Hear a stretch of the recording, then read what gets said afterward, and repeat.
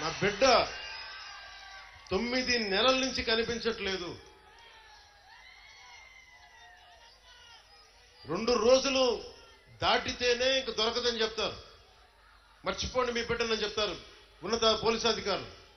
అలాంటిది 9 నెలలు అయిపోతే దొరుకుద్దా లేదా అనేది నా గుండె ఇలా కొట్టుకుంది. ఆ తల్లి ఏడుపు గుండె వేదన పెట్టేసింది. వెంటనే దీనికి మన చైర్మన్ కేకే గారిని అడిగాను. మీరు వెళ్ళి వెంటనే తీసుకెళ్లి విజయవాడ మాచవరం సిఐ గారి దగ్గరికి వెళ్ళి మాట్లాడండి అంటే కమిషనర్ గారితో మాట్లాడాను.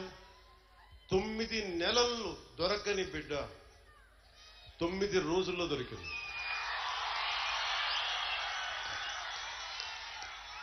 నేను ఈ 9 రోజులు నవరాత్రులాగా అయిపోయినాయి నాకు. ఆ బిడ్డ దొరుకుద్దా లేదా తల్లిని ఒకటే వేడుకున్నా. తల్లి ఒక ఇంట్లో పెంచిన ఆడబిడ్డ ఎటు వెళ్ళిపోయిందో తెలియదు. ఆ బిడ్డ దొరికే వరకు చూడు తల్లి అని చెప్పి ప్రతిరోజు రాత్రి ప్రార్థించాడు.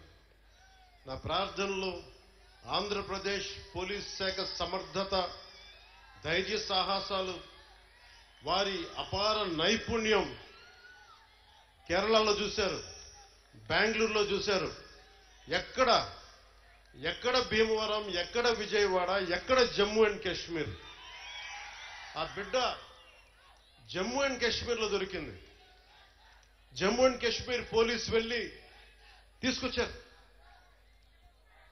ఇదే 30,000 మంది ఆడబిడ్డలు అదృశ్యం అయిపోతే ఒక్కరు మాట్లాడలే గత ప్రభుత్వం. మీరు ఎందుకు చెప్తున్నానంటే, మీరు పిఠాపురం పెద్దలు, యువత, సమస్త ప్రజానీకం, తల్లులు, ఆడపడుచులు ఒక్క వ్యక్తి వెంట మీరు నడిస్తే, మేమందరం కలిసి ఒక కూటమినే గెలిపిస్తే, మీరిచ్చిన బలం 9 నెలలు బిడ్డ దొరకక, ఆచూకీకి దొరకక, కడుపు ఉండలు జుట్టుకుపోయి పడుతున్న ఒక మాతృమూర్తికి మీరు ఆనందం కలిగించారు. మీరు ఇచ్చిన నిలబడినది మీకు జోహార్లు, మీకు మీ అందరికీ ధన్యవాదాలు.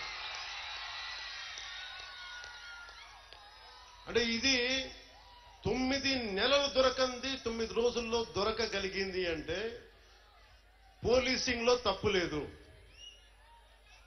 వ్యవస్థలో తప్పులు లేవు, వ్యవస్థని నడిపించే నాయకత్వంలో తప్పు ఉంది.